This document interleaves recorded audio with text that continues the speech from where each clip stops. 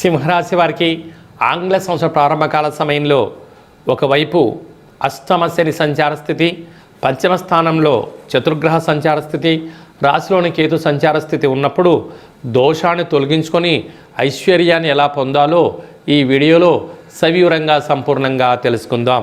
సింహరాశిలో ఏ నక్షత్రాలు వస్తాయనగా మఖా నక్షత్రంలోని 4 పాదాలు, పుబ్బా నక్షత్రంలో 4 పాదాలు, ఉత్తరా నక్షత్రంలో 1 పాదం కలిపితే సింహరాశి.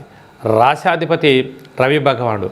రాశిలోని కేతు సంచార స్థితి ఉండడం వలన ఓపిక, పట్టుదల, సహనం, ఓర్పు చేత, నైపుణ్యం చేత రాజగౌరవాన్ని కూడా పొందబోతారు.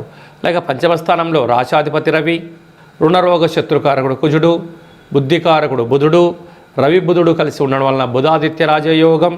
అలాగనే శుక్రుడు కూడా అక్కడ సంచారం చేయడం వలన విశేషంగా నూతనంగా వివాహం అయిన వారికి పుత్రిక సంతాన యోగము, ఆధ్యాత్మిక చింతన, దేవతారాధన, సత్యనారాయణ స్వామి వ్రత పూజా కార్యక్రమంలో పాల్గొనడం, బంధు మిత్రు స్నేహితులతో ఆనందకరమైన జీవితాన్ని పొందబోతున్నారు. ప్రభుత్వ ఉద్యోగ ప్రయత్నం చేసేవారికి ఇది చాలా మంచి కాలము. ప్రభుత్వ ఉద్యోగంలో ఉండబడిన ప్రమోషన్స్ రావడము, ప్రైవేట్ సెక్టార్లో ఉండబడిన వారికి గృహ మార్పు, స్థల మార్పుతో ఆనందకరమైన జీవితాన్ని పొందబోతున్నారు. సప్తమంలో రాహు సంచార స్థితి ఉండడం వలన ప్రేమికులు చాలా జాగ్రత్తగా ఉండాలి. భార్యాభర్తల మధ్య అన్యోన్యత చాలా అవసరం.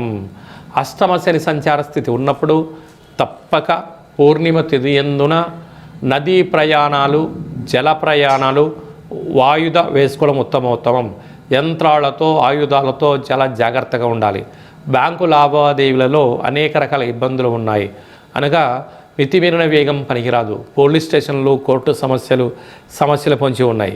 ఏకాదశిలో గురు సంచార స్థితి ఉండడం వల్ల దత్తాత్రేయ స్వామివారి యొక్క దర్శనం, శ్రీ మేధా దక్షిణామూర్తి స్వామి యొక్క మంత్ర పారాయణం, రుద్రుడికి అభిషేకం చేసుకోవడం, అలాగనే తెల్ల జిల్లేడు పుష్పాల చేత మహాదేవుడికి లేక విఘ్నేశ్వర స్వామివారికి అలంకరణ చేయడం వలన గ్రహదోషం తొలగిపోతుంది.